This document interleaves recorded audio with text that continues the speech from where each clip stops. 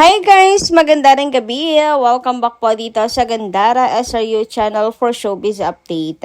At dito na naman nga po akong muli nagbabalik upang maghatid sa inyo ng latest update and fresh happenings patungkol kina Kim Chiu and Paolo Avellino. And para sa gabing ito, ang tatalakayin naman natin at pag-uusapan ay may kinalaman sa tila ba'y pambabaliktad naman dito kay Kimi, or should I say si Kimi ang nababash ngayon, gayong hindi naman siya ang nagloko, or siya naman yung niloko, pero bakit si Kim ang nababash?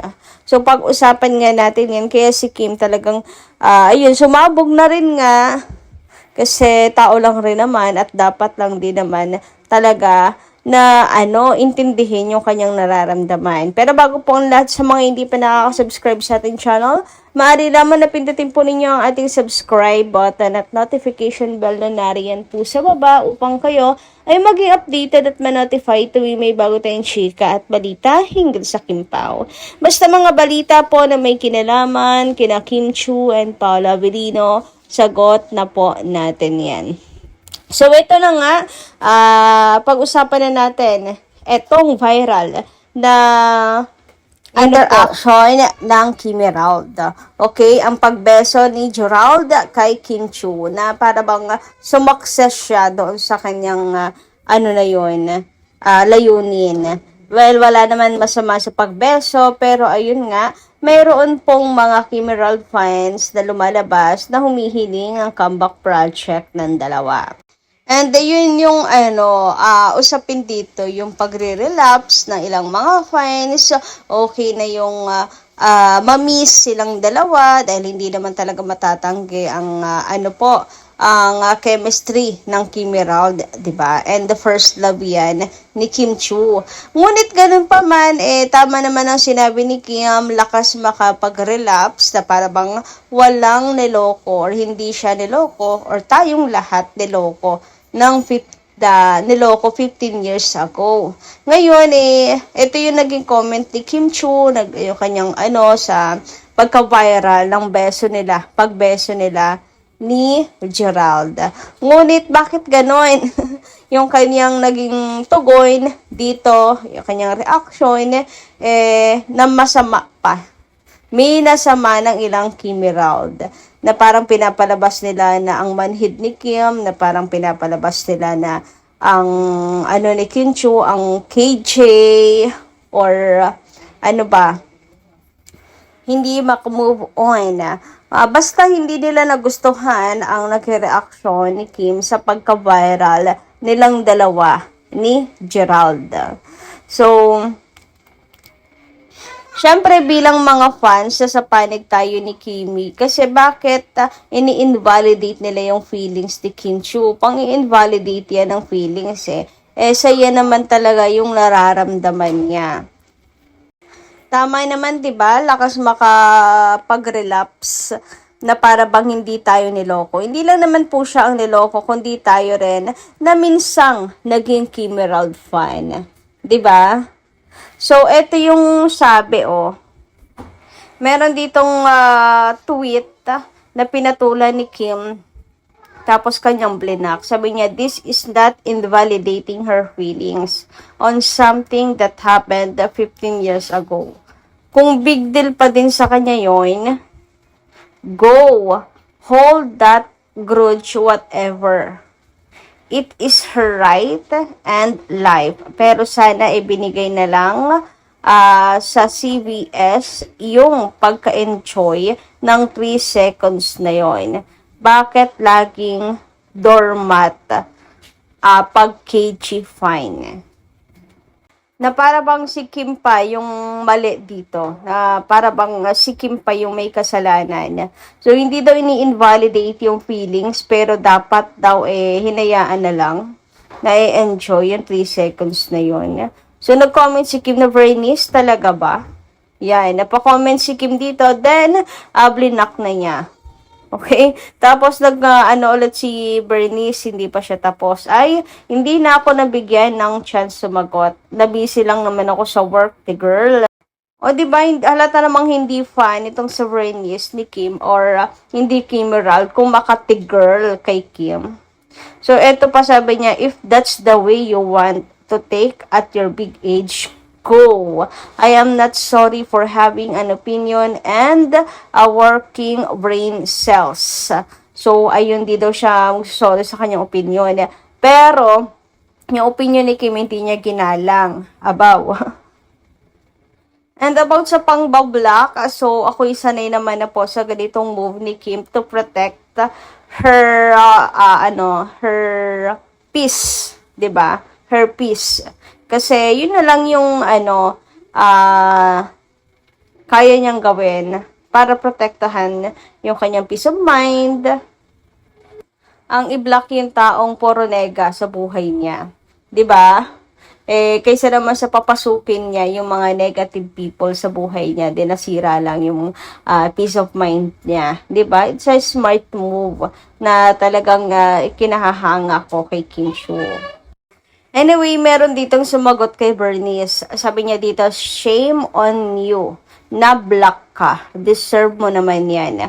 Working brain cells, hindi nakaka-work yung brain cell ang pag-glorify mo sa cheater na hindi pa din nagbabago after all these years. Ew, kadiri ka, Bernice. Yun na nga ang masama doon, ang masaklap doon. Walang pagbabago talaga. So, even dito kay Julia na kumbaga parang natatanggap na ng mga tao, baka sila talaga yung endgame, etc., etc. Nagkaroon pa ng problema and all. So, ayun, walang pagbabago talaga. Nakandami na niyang naging jowa, para lang nagpapalit ng damit. Si Kim, after him, si Sian lang naman, tapos wala na. Ngayon si Pao, tapos i-compare nila si Gerald, and ano pa nila, glorify, at si Kim pa ibabash na kesyo hindi maka-move on. Yes guys, daming meron ako nababasa dyan. Kaya di rin ako magtataka na si Kim, mapuno na rin po talaga. No, siya ba naman ngayon ang i-bash at sabing hindi maka-move on? Tulad dito, akala ko ba naka-move on na siya? Bakit ganyan pa din siya magsalita? Ilang beses na nga sila nag-comeback serye at nag-guest na din noon after breakup at after Maha. Pero dun pa din pala siya sa pero hindi pa din pala siya maka-move on, na niloko siya, hehe. Paulit-ulit naman kasi, una niloko siya dahil kay Bea noon, tapos nakadagdag pa nung ginowa si Maha, tapos naging jowa din later si Je at Bea, haha. Nagpauso ng time is ultimate truth teller na si Bea, siya din pala unang nakagawa nun, ha ha ha ha. So ayan na nga, for me, sinasabi nagka-comeback serye na sila, nakapag-kiss na din daw noon after the breakup and all.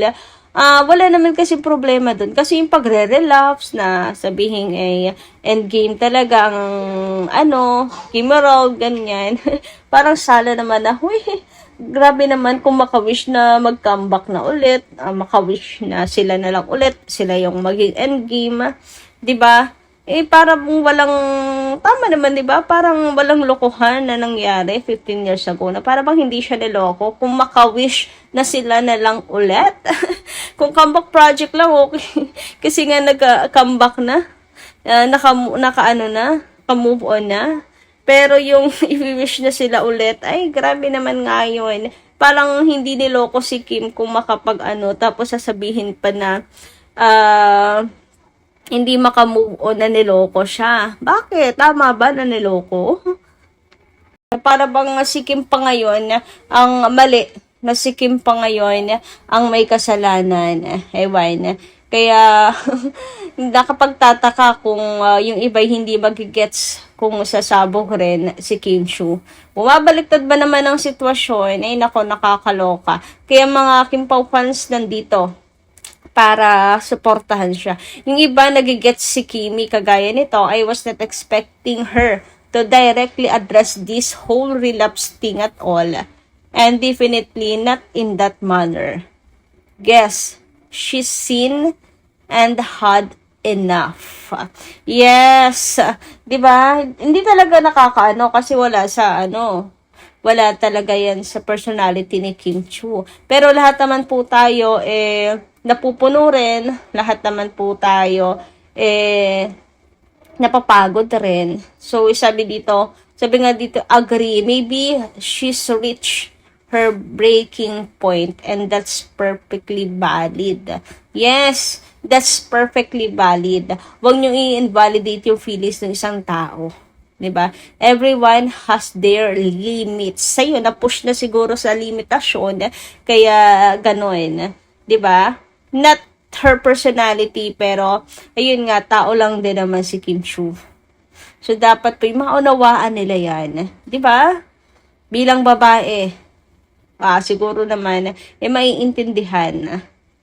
Lalo pat niloko naman talaga Samantala, siyang narito naman ang komento ng ating mga taga-subaybay hinggil sa issues. Mula po kay Linda Mercado, maganda rin gabi. Sabi niya rito, yes miss, hindi maalis sa isipan ko ang ginawa ni Gerald kay Kim. Imagine, in national TV, biglang iniwan ni Gerald si Kim.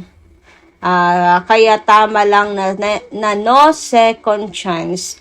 Forget the past and embrace the present. Sobrang blessings na isang Kim Chu in profession, business, and most especially her love life. God is good all the times.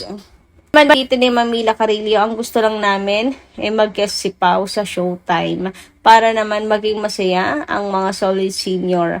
Yun lang ang aming hiling, kung pagbigyan kami para naman matuwa kami mga senior. Thank you Lord, gabayan mo po ang Kim Pao. Andito pa rin kami sa paligid, nakasubaybay lagi.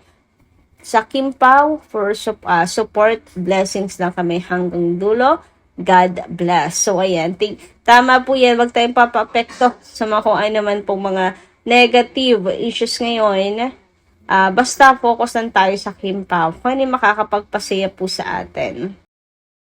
So, yun lang po muna for tonight, guys. Maraming salamat sa inyong pakikinig. Kita-kits po muli tayo sa susunod kong chikas. Marami pong salamat.